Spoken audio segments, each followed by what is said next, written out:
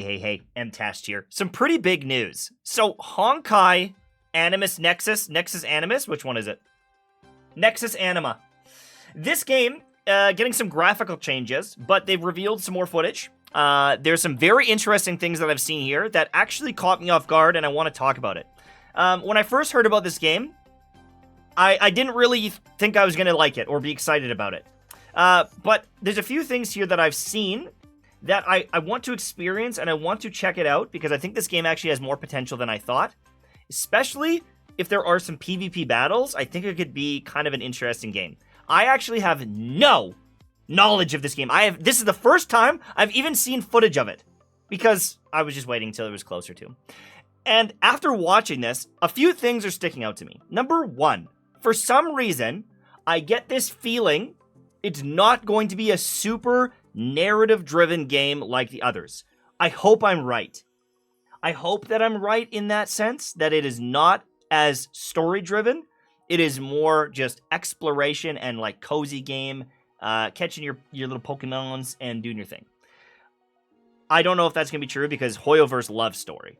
Hoyoverse is like, they make a lot of story. But seeing all this stuff, I'm hoping that it is more just a chill vibe, explore the city, get those Pokemons off the beach, do your thing. What I'm seeing is some pretty cool world building, or not world building, but like the actual art here. I'm really liking this. I like the vibes, going surfboarding around on your seal. I think it looks cool. But the combat is actually the thing that is most interesting to me, especially if there is PvP long term. Because I think that there's an offering here that I think people will like more than you would think. Some people see the TFT, auto battling, auto chess, and they're like, it's boring, I don't want to do it. But with enough units and enough strategy, and if you can gear those units in different ways, I think that there is some potential here for it to be pretty deep. And I want to give you a really good example before we get into the footage. Okay? So there's going to show some combat stuff in a little bit here. I've got a couple different things. But I want to talk about Warcraft Rumble. I know that it's completely different than a TFT game. But if you look at a game like Clash Royale, and then you look at a game like Warcraft Rumble, kind of the same vibe. You place down your units, they run down the map, and they start attacking automatically. Kind of like auto chess, but you are placing these units down. But what Warcraft Rumble did, even though this game is dead, it is dead as dead, they had actually very cool PvE missions.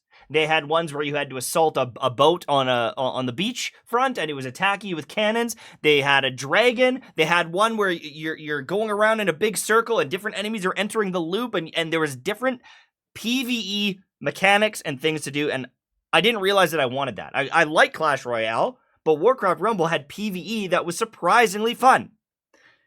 And I think that with this game, there's some footage I'll show in a bit, I think there's actually the potential of PvE being cool. Fighting a big dragon, it has a mechanic, you need to use shielding units to deal with it. I think that they have potential here to do something that hasn't really been done, and that is some cool PvE auto chess. Actual boss fights in an auto chess type game. That's kind of mainstream. Now, a lot of this stuff looks very similar to, TFT or any other auto chess game that you've seen. However, I like the fact that I can interact with the board using these different character abilities. So, as far as I know, and from what I can see here, I've got 3 characters. So, maybe you make a party of 3, and they're all going to have some different abilities. And so, obviously, with the gacha side, you're going to want to pull for the meta characters. But the fact that you can have multiple characters that have different effects. Some of them have direct targeted attacks. Some of them are AoE attacks. Some of them are buffs. Some of them are CC. This is very cool to me. So right here, boom, placing that down, freezing this enemy.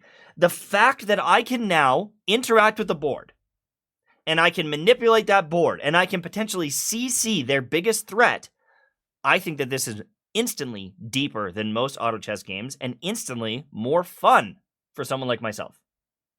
I think that auto chess is a fine game mode, but I do tend to get a little bit bored because I'm just watching my units slap each other and slap the other team.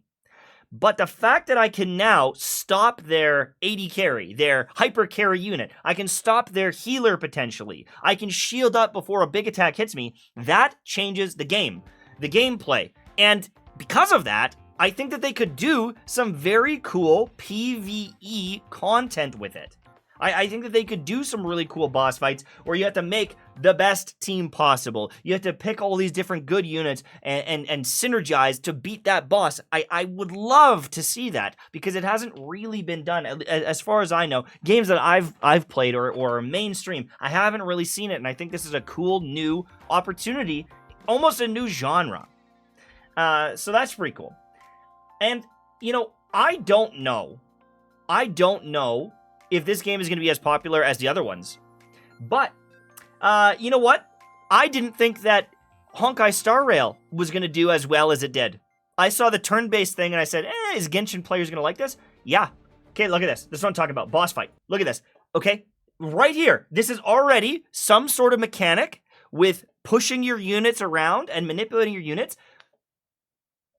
You know, maybe there's a way to keep it so I'm not getting pushed around, or you know, there's different counterplay here. I'm seeing these units getting pushed around here. They're getting isolated.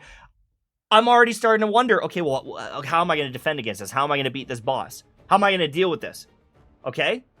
I think that this game has more potential than you might think. And even that, okay, look at this. This is really cool. Look at this AoE of this electric attack. Okay? Let me just go back a second. Is that just one of the units doing that? That's like a crazy, crazy attack. But let's say I use one of my abilities to freeze the opponents, and then I'm using this ability and comboing it. I just think that there's some cool stuff here to build comps around these different Pokemon, these different anima. I like it. I really, really like this. Yeah, look at that. Was that like a bubble shield?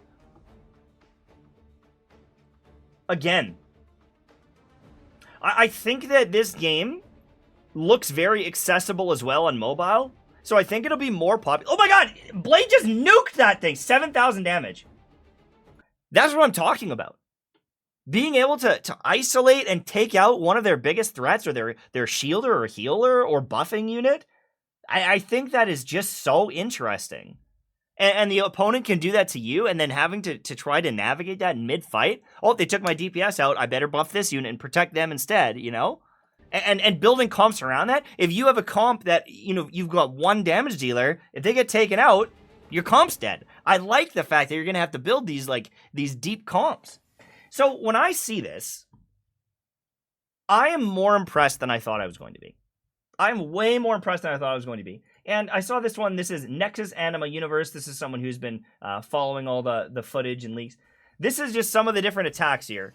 I think that this is cool to see. So this one's like a freeze. AoE freeze in a game like this that you're allowed to trigger. Super cool. I love that. Blade is just like a single target nuke. 800 damage instead of 7,000. So my question is also, how do you scale that up to 7,000? Is that because of Blade's level? Am I gearing up Blade? Am I getting artifacts for Blade so he does more damage? You know, now I'm questioning, well, what is causing that? So now, am I going to be building my different characters, my different trainers? I really like the idea of this.